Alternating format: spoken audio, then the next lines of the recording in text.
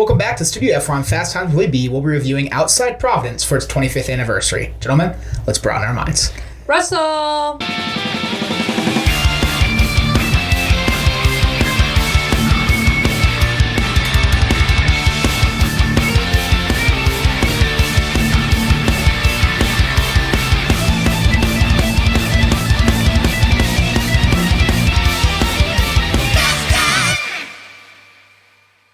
Welcome back to Fast Times Willy B. I'm Willy B. I got Rosie back. Rosie, how are we doing today? Pretty good. Glad to be back. So we'll be doing another 25th anniversary. Awesome. As we have Outside Providence, one I've never heard of before doing this. Same. I like it. But it turns 25 years old this year. September 1st, 1999 is the release date. Directed by Michael Corrent. Haven't seen anything else by him, so this is my first movie of his as well. Alec Baldwin, obviously the big draw. Right. Sean Hattusi is in this one as well. He was in The Faculty that I just watched. You just watched that. And then Amy Smart, the love interest in this movie. Love her from Just Friends with Ryan Reynolds. Another fun rom-com there. But nonetheless, we watched this one, and let's dive into it. We'll start with the good. We talked about it, it's hard to review comedies because Definitely is. They're usually entertaining. Yeah. This one is very entertaining. I think the comedy lands for the most part. I thought it was a pretty funny movie.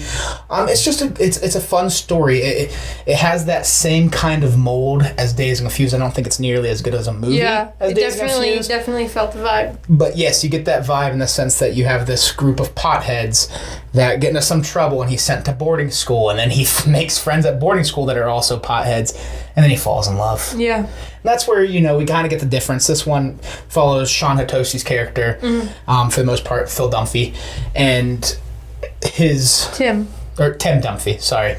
Timothy Michael. Yeah, Tim Dunphy. Follows his pursuit, though, for Amy Smart's character. And, we get a lot of the fun montages of them in... the center court of the boarding school, them in their spot that's like a little bit off campus where they smoke and hang out and study and all that. And so, we get that fun rom-com action, but a lot of romantic shots. And overall, it's just an entertaining, fun, feel-good movie, honestly. Yeah, this is, I was excited to review this one with you because I've stated many, many times on this channel that coming-of-age movies are my favorite genre. If you look at any of my top 10 movies, I would say like 50 or 60% of them are coming of age, so this is like right in my ballpark. I love a good comedy. I love the Dazed and Confused vibe. That's one of my top 10 movies, if you don't know that already about me. So my number one. But no, this one takes place in 1979, so it definitely has that same vibe, because Dazed and Confused, I believe, is 76. So late 70s. This one obviously a little different because it's boarding school rather than that party feel. But we've got our Pawtucket friend group when he goes back home, and you got drugs. You got Jonathan Brandis is in this movie as well. You got that friend group, and then you've got the Cornwall, or Cornhole, as the joke is. You got that friend group as well of potheads, and some of them recruit him into the group, and then you've got some that he kind of gets stuck being friends with roommate wise, and that's Irving, or Jizz as they call him, which is a fun character. I love this character for sure. I think there was something I was going to mention about the home life, like the home. I like how it goes back and forth. I like that he does go home. I like seeing him like both ways. So I don't know. That was one of my favorite things. I usually don't like stories that flop back and forth, but it was in the same time frame, and it all made sense. It all made sense. Yeah. It was, whether it was spring break, winter break, Thanksgiving break. Like it would take him home when a kid would normally go home from boarding school, which I liked. And I like that a lot too, because you really got to feel the seasons as well.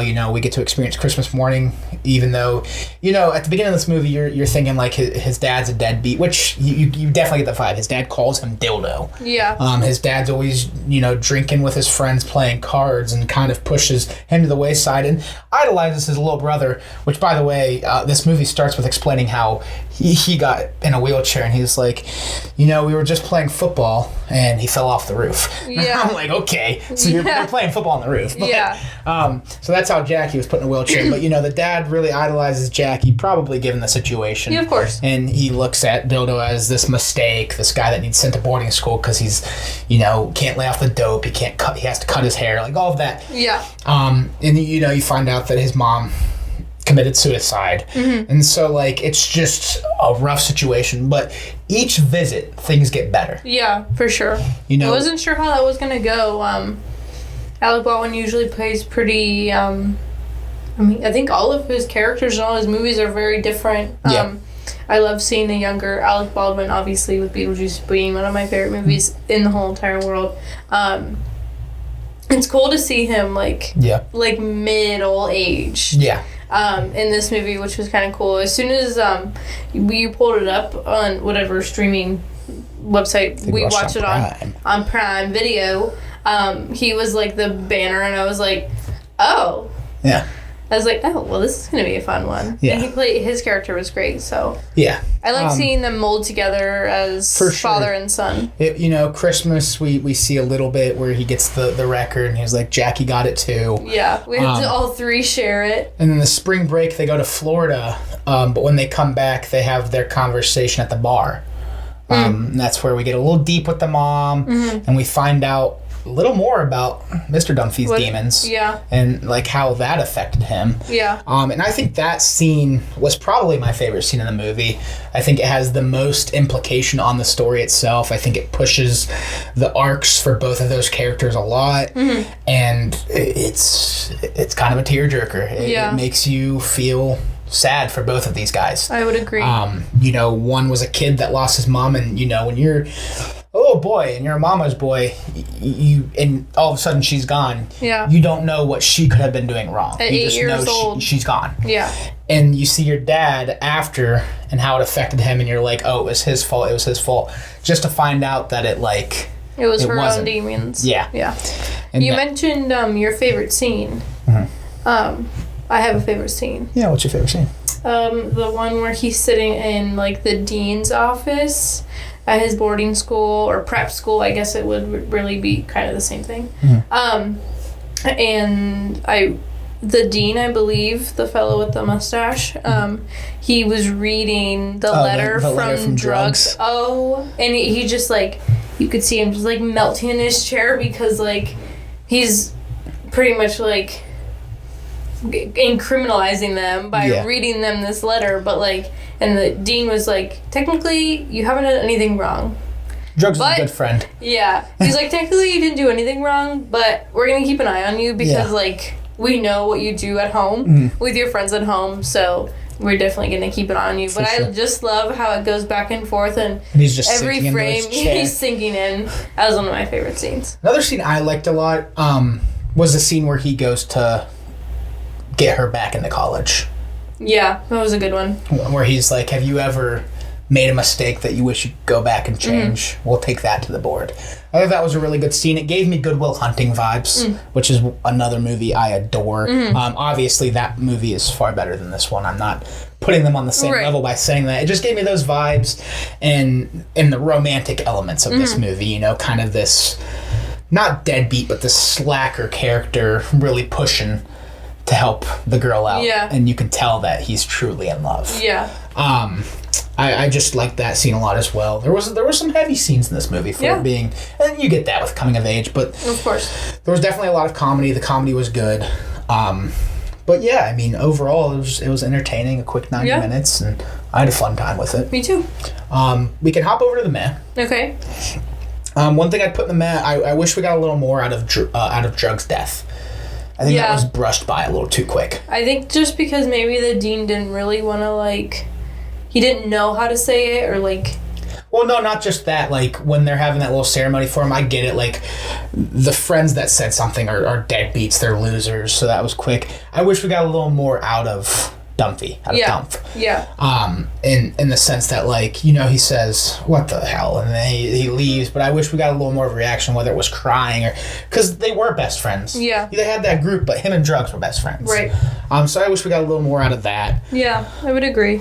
That was feel like the only scene that I do feel that was rushed a little bit. Something I will say started as meh, and I guess would go back to the good, is when his buddy from boarding school snitches on him and his group. I was like, well, that's kind of messed up. Why would you do that? And then when it comes back around that he was doing it to get a letter to Yale, I was like, okay, that is back to the good. Other things in the meh, some of the comedy, I guess for its time, was probably right on, but some of it like has aged. Some of the comedy has aged. But really, there's not a lot to complain about this movie. No, I don't think so. I mean, is it an earth-shattering coming of age? No, not by any means. But it's a movie that you could throw on with friends or date night, and you'll have a good time. Yeah, I think it might be one of those movies we just toss in. Yeah. Like 10 Things I Hate About You. Could probably be in our circulation of just throw on while we're eating dinner or something. Yeah. Is there anything you wanted to add to the meh? Not necessarily. I don't think I had anything. I don't know if I have anything for the bad. I didn't have anything in the bad. I thought this movie overall fell in that good category. Yeah. So we'll hop over to our final thoughts and ratings. What do you want to leave off with Outside Providence, and what do you give it out of 10? I'm going to leave one thing off, and because I'm surprised you didn't mention it, is the soundtrack. Oh yeah, the soundtrack was great. Every time a new song came on, you were like, oh, the soundtrack's amazing. Oh, I love this song. How did I forget to say that? Good. Yeah, the soundtrack alone makes this movie worth the watch. Yeah. So I was surprised you didn't mention that. So it's just 70s music. Yeah. If they made now music back in the 70s, this would have been this soundtrack. Yeah. So I just wanted to mention that we do acknowledge the soundtrack, and we love it very much. And it fits. It does. All of it fits. It's not just like, okay, let's go pop culture throw up on this. No, it all like makes sense when it's played. Definitely. What do you give it out of 10? So that was my final thought. And I'm going to give it a 7 or so. Yeah. Okay. I'm going to go 7.5. Like I said, this is a very serviceable movie. It's a good movie. I don't think it's great by any means, but I think, again, like I said, if you're looking for a quick 90 to 100 minute fun time, throw it in. For sure. So. I dig it. For sure. That'll do it for Outside Providence. Rosie, thank you for coming on for the 25th anniversary. No thank you all for watching. If you like what you're watching, please check out some of these other videos. Hit the subscribe button or follow the social links down below.